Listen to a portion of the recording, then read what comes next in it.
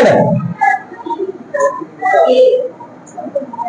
देखो बेटा क्या बोला गया, देखो शांति से, tan a plus B equal to √3 tan a minus B equal to 1/√3।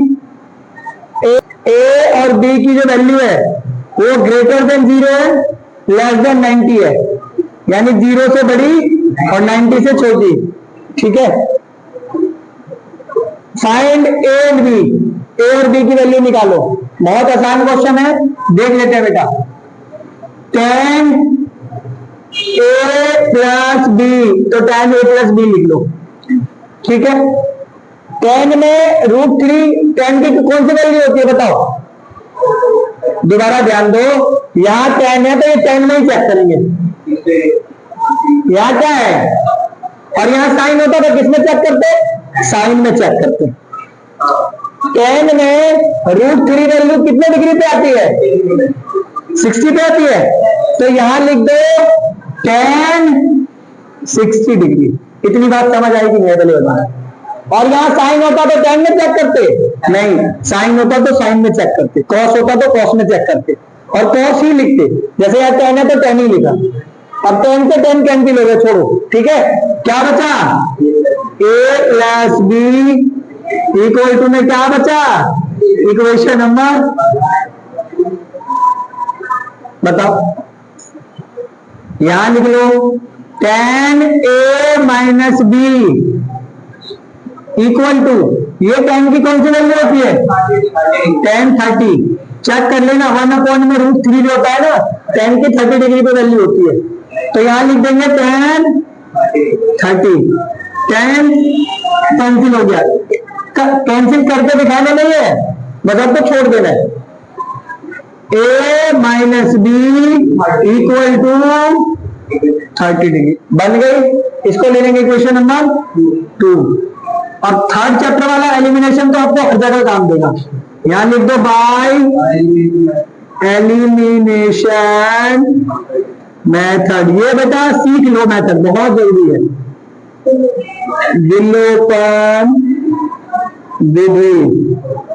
ठीक है, बहुत जिसको नहीं दिया था उसको 2 मिनट में समझा देंगे। इक्वेशन 1 ऊपर लिख लो,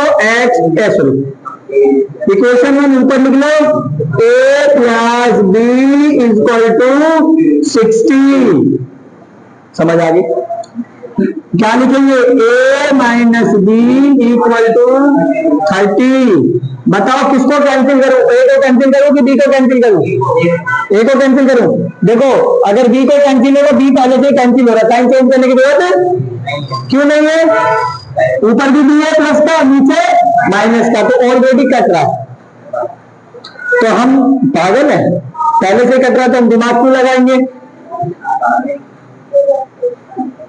और दोनों सेम है, ऊपर भी 1 भी है, नीचे भी, ऐसा तो नहीं है ऊपर 2 है नीचे 1, ऐसा तो नहीं है, फिर कटेगा नहीं, फिर पहले बराबर करना पड़ता है, इक्वल करना पड़ता है।